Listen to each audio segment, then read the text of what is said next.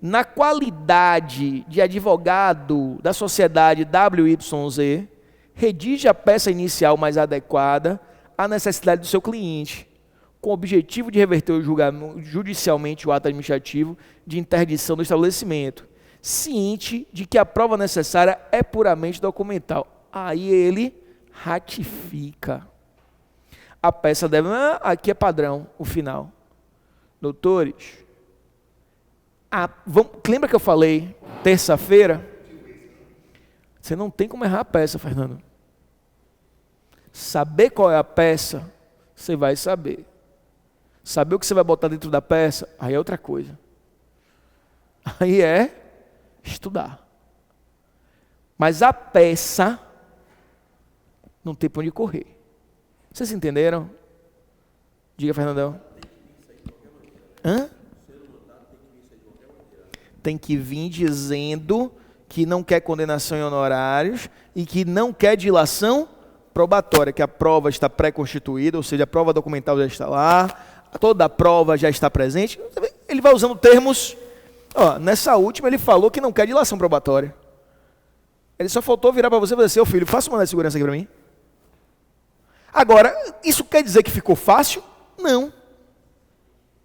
Não pense assim. Porra, eu não sabia, então é fácil. Não é fácil ainda não, porra. É como um cara estava conversando na estante com um amigo no telefone ali fora, e ele virou para mim e falou uma frase que eu achei, mas entre ter a ideia e efetivar a ideia, tem um caminho que é muito grande, porra. Entre você se sentar aqui e ficar conversando, elocubrando no mundo das ideias, e entre fazer a ideia, é uma estrada. Entre você saber que é mandado de segurança e você conseguir elaborar ele, filho, eu tenho que saber quem é a autoridade coatora, eu tenho que saber agora quem é o juízo competente, eu tenho que saber quais são os fundamentos, o que é que eu vou pedir na minha liminar. Isso tudo a gente vai treinar. Mas hoje eu quero uma coisa: identificar a peça. Hoje eu quero que você saia daqui aprendendo com a FGV. Eu sei identificar porque eu não quero. Segunda, a gente vai ter uma aula de marcação. Segunda, eu vou ficar com vocês marcando. Marcando, eu digo, ensinando o sistema, e depois a gente vai começar a marcar cada ação. Beleza? Segunda, eu quero aula de marcação. Já deu uma semana, todo mundo já comprou o código, já, pronto.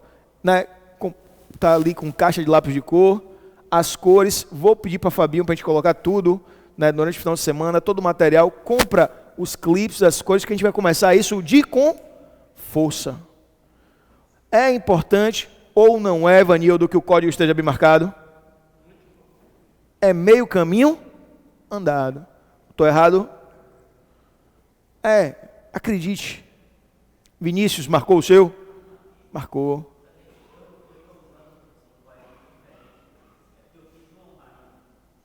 Mas adquira esse. Fernandão, adquira o Vadimeco também.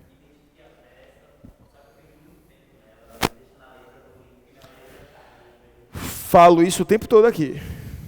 Não é rara as histórias de quem não se dá bem por uma questão de tempo. Tempo é foda. Tempo é foda. Porque se você tivesse 10 horas para fazer, você fazia. É diferente. Mas você tem 5 horas. 5 horas, fechou o olho, abriu o olho, terminou. Parece que não, mas termina. Pessoal, como é que está aí? Mandado de segurança, está tranquilo? Agora eu tenho que fazer o contraponto. Qual é o contraponto? Eu tenho que ver aquela que caiu, o quê? Ação anulatória. Salvo engano, exame 24.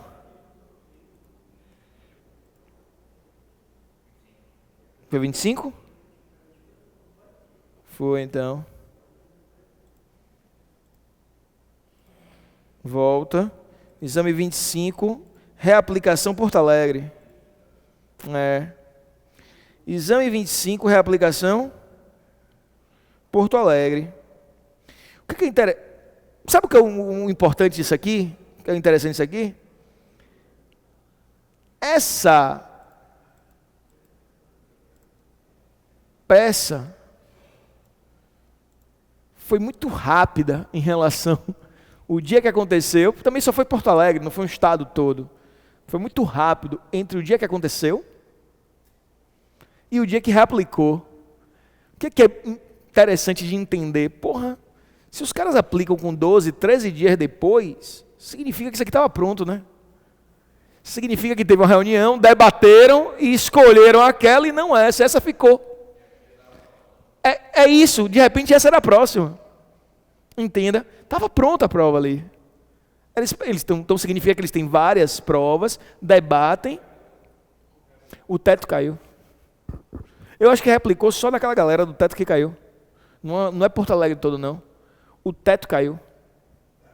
O teto caiu, foi. Não.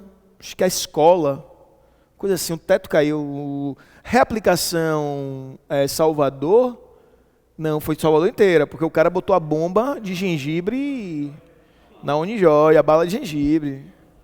É uma pena, rapaz, um cidadão de bem, um menino bom, um menino trabalhador, mas que num dado momento ficou maluco. Não, mas todo mundo fala muito bem dele. Não, porque as pessoas falam bem dele, eu fico com pena, cara. O nome daquilo é desespero. Um minuto de loucura. Não, ele foi tido como inimputável ali, mas já me disseram que viram ele vendendo bala de novo. Um cara termina um curso de direito e vai vender bala na rua, irmão? A bala de gengibre ele vendia. O detalhe, porra, não dá pra conversar aqui nesse momento. Aí é conversa de bar, né? Tomando uma Heineken gelada. A gente conversa isso. O detalhe é que você tem você tem hoje, como é que eu posso dizer? A educação jurídica é uma educação que entrou num sistema mercantilista. Eu digo porque eu trabalho numa universidade, eu sou professor de duas universidades, a universidade pública e a universidade que é semipública, que é a Universidade Católica, que precisa se adaptar aos novos tempos. Até para um mercado, por causa de mercado, mas que é difícil, por causa da burocracia interna da igreja, se adaptar aos próprios novos tempos. O que eu acho interessante, porque ele continua com a tradição bacana e prezando por uma boa educação. E aí você tem todo um sistema que, de educação, de querer vender, de querer passar o aluno para frente, e que o aluno sai e acaba esbarrando na OAB. E graças a Deus a gente tem a OAB ainda, porque se não tivesse a OAB, o nível de ensino ia ser trágico. Aí o cara vira para mim, é muito comum quando sabe que eu leciono, e que eu leciono para a OAB, a pessoa vem me dizer que discorda da OAB. Para concordar ou discordar, poderia ter um sistema melhor? Não sei, talvez sim, eu nunca parei para pensar nele. Qual seria o melhor sistema? Mas é melhor ter um do que não ter nenhum. Né? Mas uma hora a gente vai. Eu sei. Eu acho que ainda, se você tirar o AB, o cara vai entrar na faculdade de Direito hoje e vai ter o diploma amanhã. Quanto você quiser. Porra. Ia ser loucura. Você não ia ter qualidade nenhuma. Nenhuma. Como outros cursos perderam qualidade durante esse período. Pois é. A contabilidade fez o processo inverso. Eles não têm por que ter o CRC e eles fizeram o CRC. Eles fizeram um exame de proficiência. Para o quê? Melhorar a qualidade. E ele ele é formado em bacharel em contabilidade. A gente é bacharel em direito e não é advogado. Ele é contador, ele sai de lá contador. Então ele, em tese, já poderia estar exercendo. A gente não, a gente está em bacharel em direito. É um detalhe.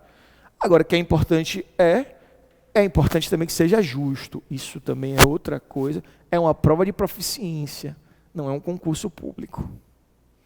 Mas e outro detalhe também. Você tem que ter um nível bacana, porque senão o nível da própria advocacia ele fica muito aquém da magistratura e do Ministério Público. E aí você vê advogado tomando pito porque não está sabendo exatamente o que é que está pedindo. Então, muitas vezes o aluno, quando chega aqui no cursinho, ele sai muito melhor. É impressionante isso. porque ele sai com conhecimento melhor de constitucional, ele sai com conhecimento melhor de civil, de processo civil. Ele sai mais preparado. Eu vou dizer para você, quando eu fiz meu OAB, em 2005, eu acho que, não é que eu não aprendi na faculdade, mas como eu parei aquele tempo para estudar, dei aquela imersão, eu fixei muita coisa. Controle de constitucionalidade, eu fixei naquele momento, cara. O que eu sei até hoje, sabe? Assim, porra. Mas eu parei e me dediquei de uma forma louca. Eu lembro que eu fui no meio do carnaval, eu estava no carnaval e saía, não podia tomar uma, porque no outro dia de manhã tinha que estudar. Saí no bloco e tal, voltei estudando, teve dia que eu não fui para estudar, entrei numa neurose, passei, fui para a segunda fase. Porra, meu irmão, li os livros, assim, fiz minha formação, inclusive, em tributário naquele momento, porque imergi tanto na coisa, que depois eu fiz uma pós em Direito Público, mas depois fui fazer pós em Tributário, e comecei naquele momento a desenhar a minha carreira. É interessante isso. Beleza? Galera, olha para cá. Essa questão, né, do exame 25. Exame 25, entretanto, é a reaplicação Porto Alegre. Vamos aqui? Ó, né? Por ocasião da importação de equipamentos eletrônicos realizada pela pessoa jurídica PJ, a União entendeu que o recolhimento do IPI por parte da contribuinte havia sido realizado de forma incorreta. De acordo com a União, no caso de desembaraço aduaneiro, o IPI deveria incidir sobre o valor correspondente a 200% do preço corrente dos equipamentos no mercado atacadista da praça do remetente, né? Acrescido do imposto de importação, das taxas exigidas para a entrada do produto no país e dos encargos cambiais efetivamente pagos pelo importador. Está errado, porque é o preço normal e não atacadista. Mas como a gente vai fazer essa peça em sala, eu não vou comentar isso agora não. Está lá no artigo 43, não. Oh meu Deus, na parte de IPI, eu acho que é 53 então, algo assim, beleza? Assim, considerando considerando equivocado o recolhimento do tributo, a União determinou a apreensão dos equipamentos, bem como a interdição do estabelecimento da pessoa jurídica, até o pagamento integral do montante devido. Edu, você fez agora a primeira fase comigo. Eu sempre comento, quem já fez aqui, já foi meu aluno em outros momentos, Fernandão também fez. Eu sempre comento uma coisa da prova, que pênalti mal batido a gente não pode errar. A gente acabou de ver o exame 11. A gente está vendo isso aqui agora. A mesma súmula aparecendo. A 70. Interdição e estabelecimento. De novo, cara. De novo. As coisas aqui, gente, se repetem. Não, mas aí... E de repente veio em alguma questão. E de repente, se a gente for esmiuçar, veio em alguma questão. Então, tá aí. Você está fazendo a prova, é obrigação sua ver todos os exames, cara. É obrigação sua. Eu vou passar uma lista de questões para vocês. Questões de marcar ABCDE. Aí você vai dizer para mim assim, Ricardo, mas eu vou fazer questão de marcar? Rapaz, não é isso não. É porque você está treinando o direito material. Porque não tem muita diferença da prova de direito objetivo, a prova objetiva para essa não. Todas as duas são objetivas, só que uma você escreve e a outra você marca. É bom para você ir marcando, grifando o seu código. Questão faz você se ligar no detalhe. É importante isso. Lavrado o auto de infração para a cobrança dos valores supostamente devidos, a pessoa jurídica PJ, inconformada com essa situação, decide apresentar medida judicial para a desconstituição do crédito tributário e, nesse sentido, contestar as medidas adotadas pela Fazenda Nacional. Vamos lá agora. Sempre esse parágrafo é o parágrafo decisivo. Lembra disso. Esse último parágrafo, a gente tem visto que eles gostam do último parágrafo. Vamos lá. Diante dos fatos narrados, sabendo que as medidas adotadas pela Fazenda Nacional datam de mais de 120 dias. O que eu falei para vocês? Eu aplico primeiro o mandado de segurança. Se não cabe mandado de segurança, aí eu vou para as ações ordinárias.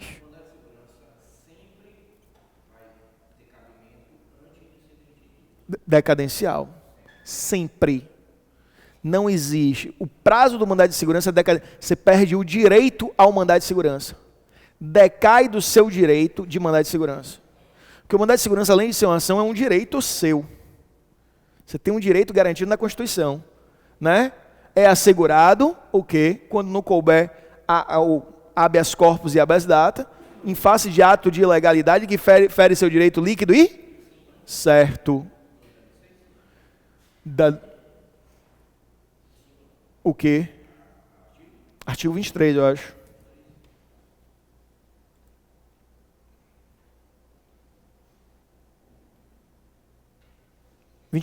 Aqui está na tela. O direito de requerer mandado de segurança extingue-se decorridos 120 dias contados da ciência do ato impugnado. Tá frio? É? No intervalo a gente pede para aumentar um pouquinho a temperatura. Beleza? Engraçado, ao aumentar a temperatura eu fiz um sinal de abaixar. É? Não, mas a gente pede, tá frio mesmo. Tá. Seu Haroldo, que é brabo, bruto e ignorante. Né? Caçador. Lá nas terras de Rodelas, Paulo Afonso e companhia. Vamos lá? Volta pra cá. Caçador é ótimo, Haroldo. Ó. Não. A gente está nessa? É. Diante dos fatos narrados, sabendo que as medidas adotadas pela Fazenda Nacional datam de mais de 120 dias, estão causando prejuízos irreparáveis e que não há processo judicial em trâmite a respeito desse caso, redige a peça processual adequada para a garantia dos direitos da pessoa jurídica PJ, que pretende ver a União condenada em honorário de sucumbência. Ah, meu irmão, ele já disse para você e depois ele jogou a pá de cal, matando o assunto.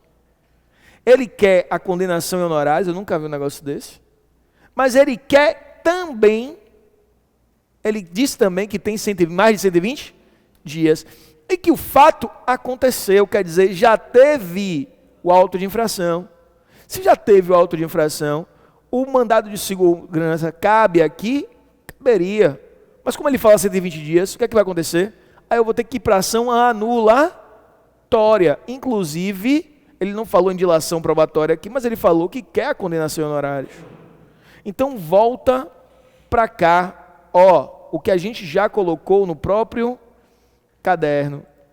Para eu ter mandado de segurança, o mandado de segurança é sempre contra ato de autoridade.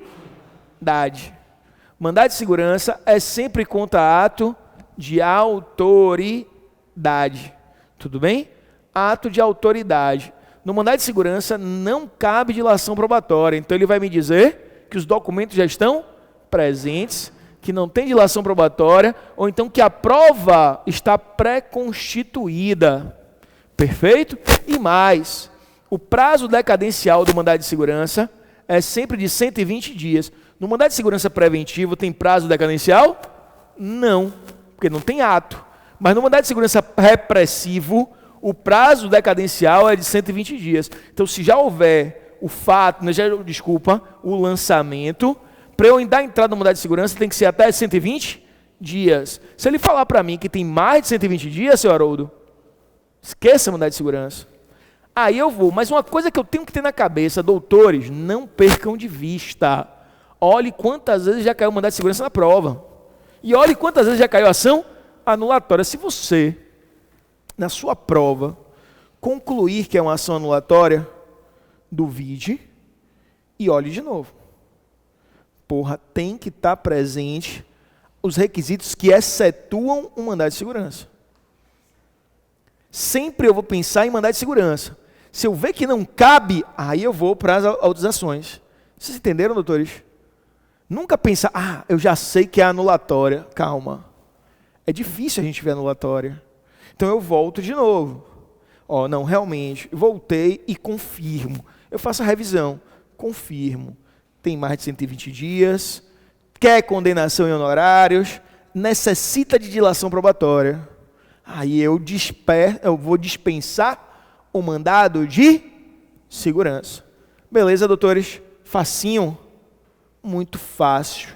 Muito, seu Haroldo, muito fácil, muito fácil. Mais fácil que aqueles tiros que você dava lá nas suas caçadas. Vamos lá.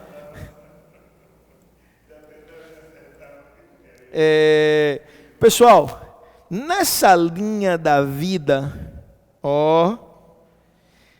a gente vai ter o quê? A gente falou de lançamento, mas a questão pode vir com uma execução.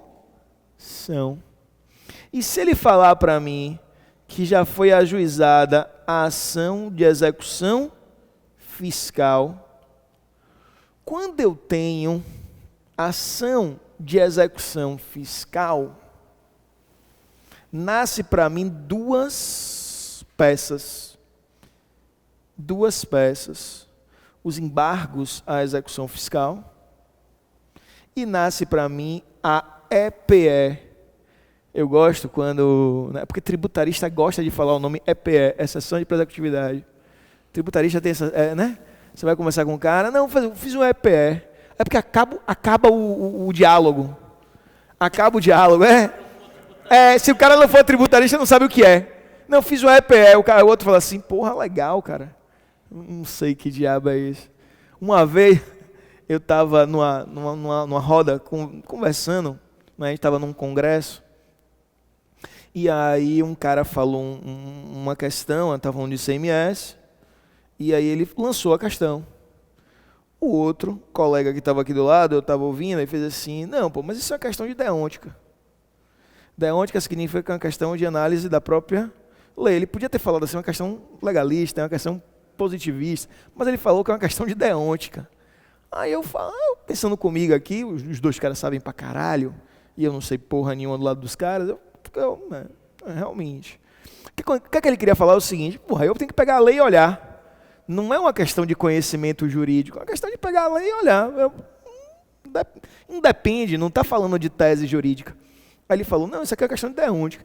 Aí uma bestalhada, eu não queria me meter na conversa dos caras, uma bestalhada, que tem uns caras que gostam de se meter na conversa dos outros.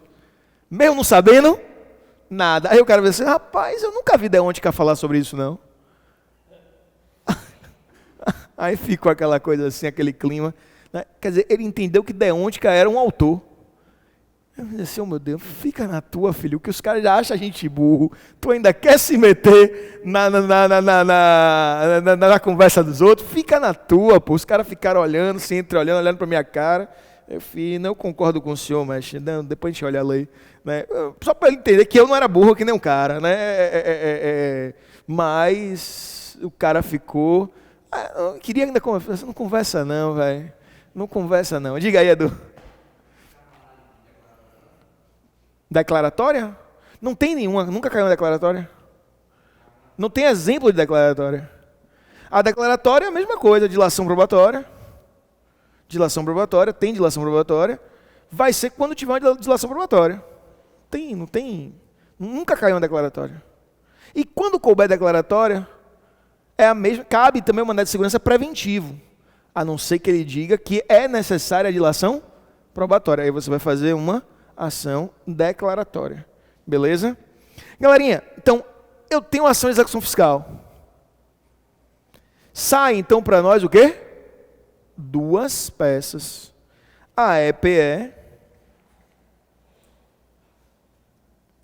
e os embargos à execução. Perfeito? É o tema que a gente vai falar na volta do intervalo.